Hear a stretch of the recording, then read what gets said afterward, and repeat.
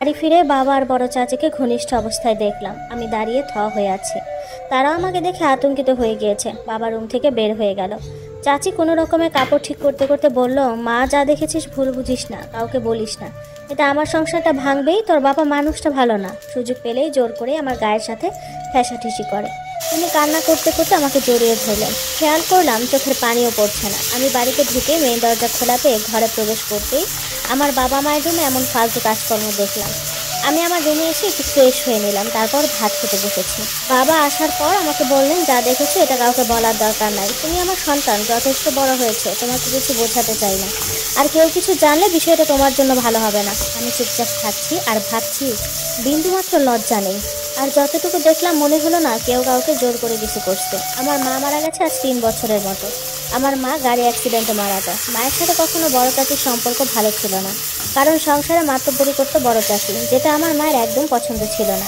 আমি বড় হওয়ার পর থেকেই দেখতাম প্রায় বাবা মায়ের সাথে ঝগড়া হতো চাচিকে নিয়ে।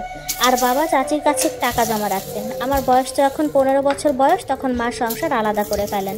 বড় চাচি আর আমরা একসাথে খেতাম, আমার দাদু সহ। দাদু খুব অসুস্থ ছিলেন। 5 বছর আলাদা খাওয়ার পর মা মারা গেলে আবার একসাথে হয়ে যায়।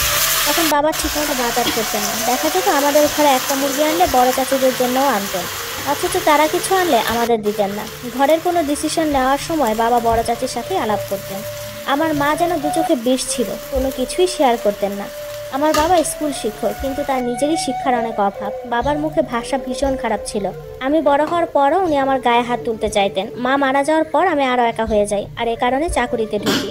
হাসপাতালে রিসেপশনে জব করতাম। পরিবার থেকেও কিছু বলতো না, বাবা অনুমতি দিয়েছিলেন। প্রতিদিন অফিস যাওয়ার সময় ভাত খেয়ে যাই আমি। আমার বাবা সকালে উঠে বড় মার সাথে রান্নাবান্নায় সাহায্য করতেন, গল্প করতেন। অথচ আমার মা থাকাকালীন আমার বাপ ভাত খেয়ে প্লেটটাও বেসিনে নিয়ে যাইতো না। আমার বড় চাচা ছিল একটু সহজ সরল সাদা সিধা মানুষ। সবাই ঢিলা বলতো, উনি এত কিছু বুঝতেন না। বউ যা বলতো তাই শুনতো। উনি 2টা খাবার পেলেই খুশিতে করতেন, সেগুলো আবার আমার বাবা বিক্রি করতো। তিনি সহজ সরল ছিল, এজন্য সবাই ঠকাতো। আমার বেতনের টাকা আমি খরচ করতাম, কাউকে দিতাম না। আর রিসেপশনের চাকরির বেতন কম, 5,000 টাকা ছিল। সকাল 8টা থেকে বিকেল 4টা। আমার ভালো লাগতো, আমি করতাম।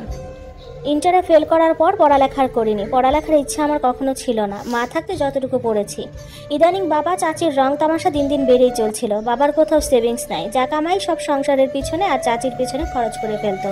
আমার চাচির বয়স 40, 3 সন্তানের জননী। এত রং তামাশা কোথা থেকে আসে আল্লাহই জানেন। আমার মা মারা যাওয়ার পর আমার বাবার টাকায় ওনার বড় মেয়েকে বিবাহ দেন। আর মেজো মেয়ে হোস্টেলে থাকতো, আর ছোট মেয়ে বেশিরভাগ সময় নানার বাড়ি থাকতো। নিজের জামাই রেখে আমার বাবার সাথে বাজারে ডাক্তার কাছে যেত। আমার বাবার রুমে কোনো রকম নখ ছাড়া এমনিই ঢুকে যেত। বাবার সামনে ওনার গায়ের কাপড়ও ঠিক রাখতো না। একদিন বড় চাচিকে বলি, আপনি আর বাবা বিয়ে করে নেন, তাহলেই তো হয়। উনি কেঁদে কেটে হঠাৎ করেই যদি দেখেন কেউ আপনার সাথে যোগাযোগ বন্ধ করে দিয়েছে, তাহলে বুঝে নেবেন আগে থেকেই পরিকল্পনা করা ছিল। সঠিক সময়ে সে কাজে লাগাইছে। পরামর্শে ঘরে গেলে ওয়াজ ছেড়ে দিতাম। হঠাৎ করেই যদি দেখেন কেউ আপনার সাথে যোগাযোগ বন্ধ করে দিয়েছে, তাহলে বুঝে নেবেন আগে থেকেই পরিকল্পনা করা ছিল। সঠিক সময়ে সে কাজে লাগাইছে। আপনি তো বিয়ে করেন। আমার চাচি একদম রাগ হয়ে বলে, তুই বিয়ের উপযুক্ত মেয়ে, নিজের বিয়ে চিন্তা না করে বাপের বিয়ে চিন্তা করতেছস। আমি বলি, আপনি আমাদের মাঝে কথা বলবেন না। আমার চাচি আমাকে বলে, দুধ কলা দিয়ে কাল সাপ পুষতেছি, এত সেবা যত্ন করি আর আমাকে এসব বলস। আমি কান্না করে দিয়ে বাবাকে বলি, বাবা আমার মা লাগবে, আপনাকে বিয়ে করাবো। বাবা উত্তর দিল, তাহলে বড় চাচিকে মা ডাক, এখন বিয়ে করার বয়স আছে আমার। বাবা আপনার এত বেশি বয়স হয়নি এখনো, 50 বছর এত বেশি না। আমার মা লাগবে, আপনি মা এনে দিবেন, কথা শেষ। এরপর থেকে বড় চাচির কীর্তি আরও ফুটে ওঠে, এবং আমি আরও শিওর হয়ে গেলাম যে চাচির সাথে বাবার অবৈধ সম্পর্ক আছে। প্রায় রাতেই বাবার ঘরে চাচিকে বড় চাচাকে নিয়ে ওনাদের হাতে নাতে ধরি। তখন চাচি ফালতু কান্না করে বলে, উনি হার্টের রোগী, আমি দেখতেছি রাতে কোনো সমস্যা হলো কিনা, বেঁচে আছে কিনা, কিছু লাগবে কিনা, এজন্য রাতে এসে দেখে যাই। আমি ঘরের সবার খেয়াল রাখি বলেই আমি তো সবাইকে বুক দিয়ে আগলে রাখতে চাই। বাবা আমাকে ভীষণ বকা দিল, আর আমাকে পরের দিন আমার নানার বাড়ি পাঠিয়ে দিল। আমি নানার বাড়িতে যাই এবং সেখান থেকে অফিস করি। আমার রাগে শরীর ফেটে যেত। আমার অফিসের এক কলিগ আমাকে পরামর্শ দেয়, যত তাড়াতাড়ি পারো তোমার বাবাকে আবার একটা বিয়ে করিয়ে দাও। আমি চিন্তা করতে লাগলাম কিভাবে ওনাকে বিয়ে করানো যায়। কয়েকদিন পর আমার বাবা আসলো আমাকে নিতে।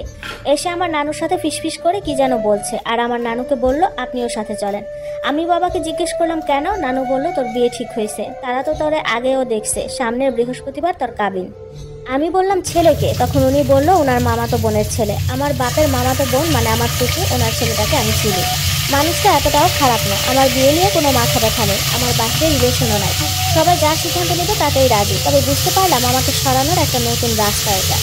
আমি বললাম আমার মা নাই, আমাকে মা এনে দাও, তারপর বিয়ে করব। তখন খবর আসলো আমার বড় চাচাকে মেডিকেলে নিয়ে যাচ্ছে। একটু অবাক হই, কারণ উনি সুস্থ ছিলেন। আমি, বাবা আর আমার এক মামা সহ আমরাও মেডিকেলে যাই। আমরা গিয়ে দেখি একটা কেবিনে ওনাকে শুয়ে রেখেছে। বড় চাচা আর নাই, মারা গেছেন। উনি হার্ট অ্যাটাকে মারা যায়। বড় চাচা মারা যাওয়ার পরপরই আমার চাচি এত মানুষ রেখে আমার বাবাকে জড়িয়ে ধরে কান্না করার মানেটা আমি আজও বুঝলাম না।